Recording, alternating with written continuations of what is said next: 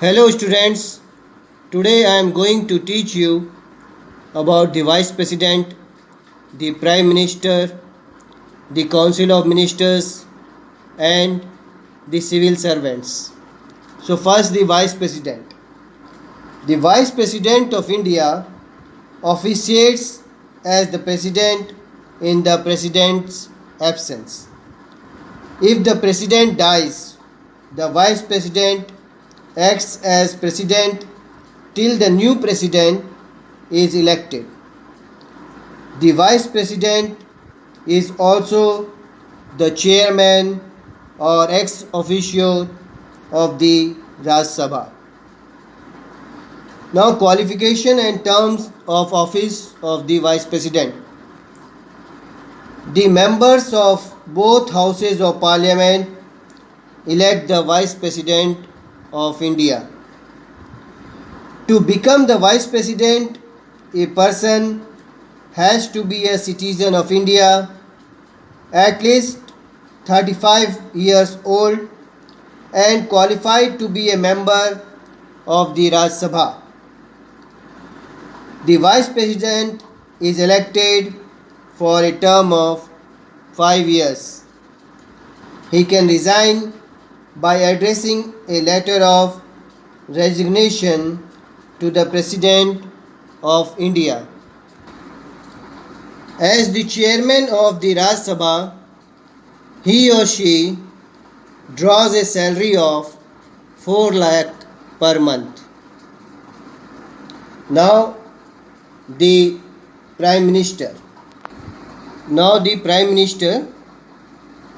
Formally, the President appoints the leader of the majority party in the Parliament as the Prime Minister. However, elections in India are actually contested and won on the basis of projection of popular leaders as prime ministerial candidates by the political parties. In the last few decades, the political situation in India have changed a great deal. No single political party has got two-third majority in the Lok Sabha. Hence, there is a trend of coalition government. Under this, different political parties with a common plan come together and form an alliance and prove majority to the House. They also decide on a leader who will implement their policies and program and lead the government. This leader is then appointed as the Prime Minister, whose official term of office is 5 years. Now the eligibility to be appointed as the Prime Minister of India. To become a Prime Minister of India, a member of either the Lok Sabha or the Raj Sabha can be elected as a Prime Minister.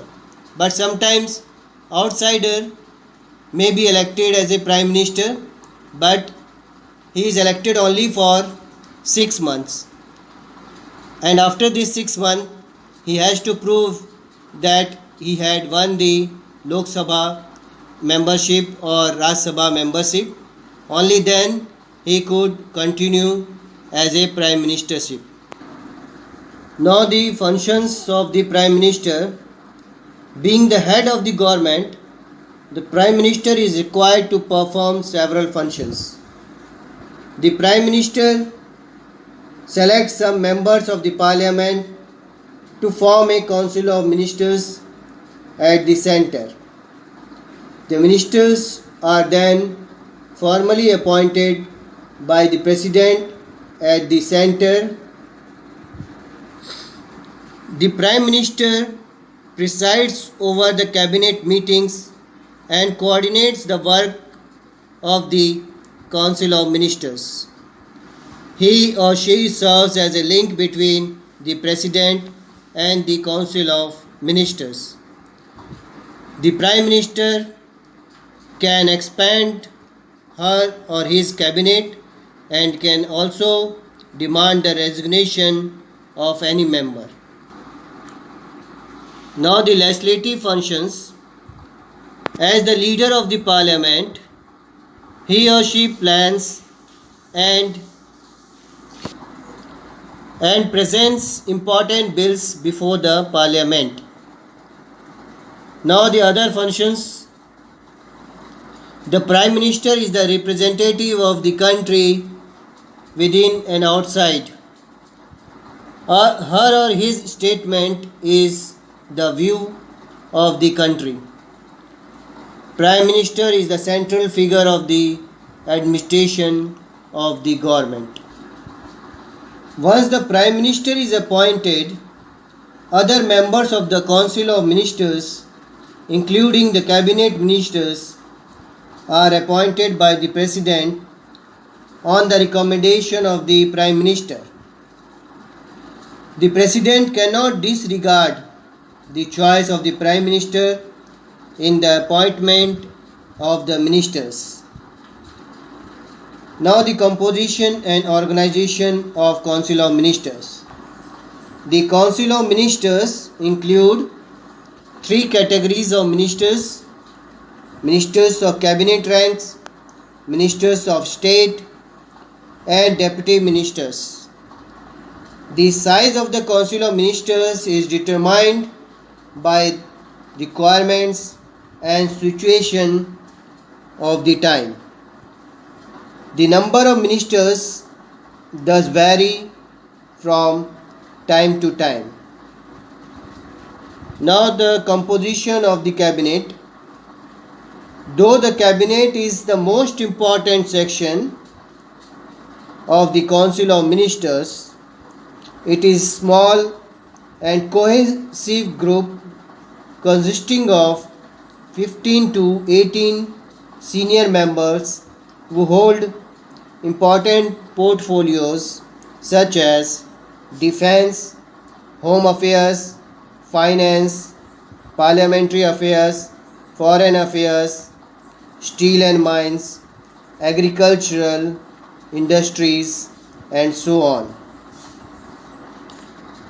The tenure of a minister is usually 5 years. Now the collective responsibility of the Council of Ministers. The Council of Ministers is a team and the Prime Minister is its captain. All the ministers stand as a unit. They sink and swim together. The Constitution provides that the Council of Ministers shall be collectively responsible to the Lok Sabha. It implies that the Council of Ministers remains in office as long as it enjoys the confidence of majority of members of the Lok Sabha. If a motion of censure or no confidence is passed, the whole Council of Ministers has to resign, irrespective of the fact that some ministers were not associated with the decision. Now the civil servants.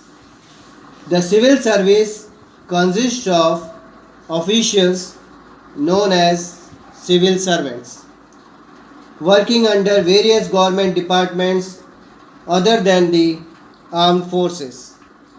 It exists both at the center and in the states. At the central level, the civil service includes three types of All India services, namely the Indian Administrative Service, the Indian Police Service, and the Indian Foreign Service.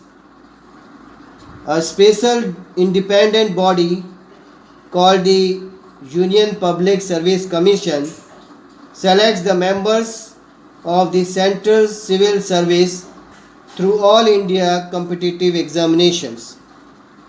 The President of India appoints the chairman and members of the UPSC. The UPSC posts some IAS officers in each state. The State Public Service Commission selects the rest of the civil servants of a state. The governor appoints the chairman and members of the State Public Service Commission.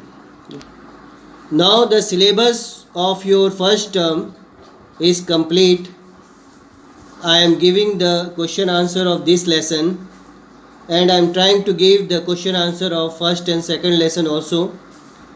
Now we will do the revision of first lesson first, and if you have any problem you can comment in the comment box.